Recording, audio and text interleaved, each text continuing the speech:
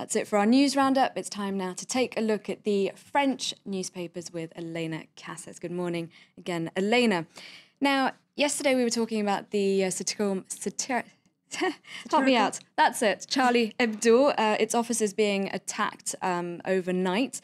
Now, Libération has welcomed some of the staff to its offices and published a special edition this morning.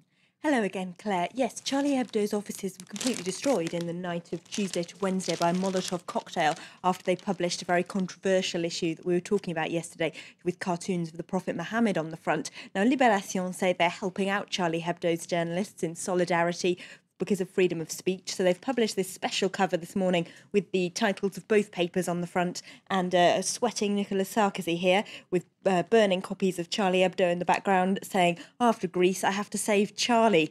Damn presidency. So there you go. I think Nicolas Sarkozy might actually be quite glad of the Charlie Hebdo controversy for a few reasons. Other papers are saying that it does, of course, give him a chance to talk about one of his favourite subjects, the worrying fear of immigration and Islam in France. But his Interior Minister, Claude Guéant, might not like the special issue of Libération all that much. There's some quite sarcastic cartoons of him on the inside, along with some other images that probably won't please any Muslim readers too much, including one of a fire-breathing dragon under the title The Real Face of Muhammad. So how does the newspaper defend Charlie Hebdo for publishing that cover? Because, of course, it's very controversial and it's offended quite a few people. Yes, well, their editorial says Libération defends Charlie Hebdo's right to offend whoever they like. They say they have, of course, published covers offending all sorts of people in the past. Yesterday's issue that provoked so much controversy was also quite rude and has some quite rude cartoons about right-wing Catholics. So they say they're sort of equal opportunity offensiveness. And they also, of course, they say it's a case of freedom of speech. You should be allowed to publish whatever you like. Moving on now to the G20 summit being held in southern France. How are the papers treating that? Well, if we fish out the regular cover of Libération from that special supplement and have a look at that, they've got the sad G20 on the front page. Their editorial inside talks about a democratic deficit, saying that major decisions have been made about the euro without consulting popular opinion in any of the Eurozone countries. Here in France, Parliament wasn't even consulted. So they reckon that Papandreou might be right in going to the population with a referendum. There's a big democratic gap at the heart of the EU, they think, and we have to find a way to fill it.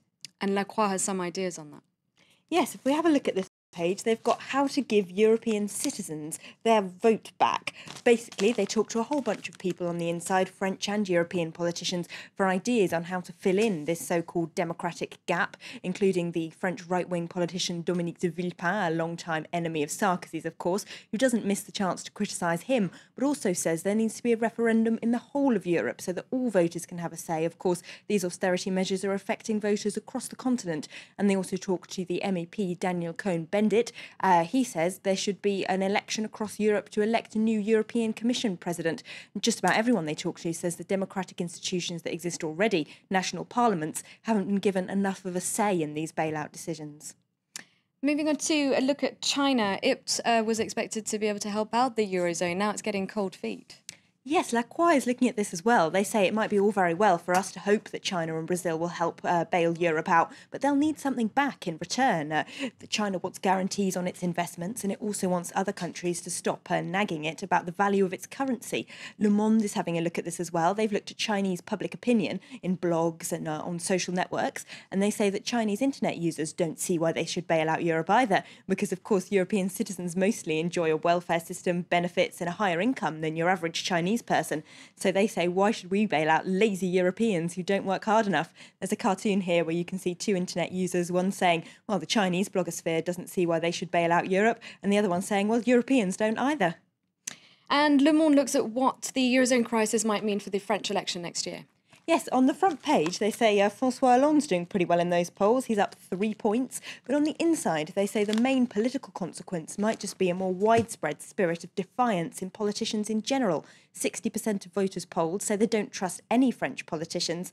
And the paper says this will probably play into the hands of Marine Le Pen more than anyone. She's up 3 points in the polls and is very cleverly, they say, modifying her discourse to kind of appeal to a voter who's totally disenchanted with all the mainstream parties. So we can't rule out a 2002 scenario again, which of course was when her father got to the second round of the presidential election. Thank you, Elena. Elena Casas with a look at the French newspapers.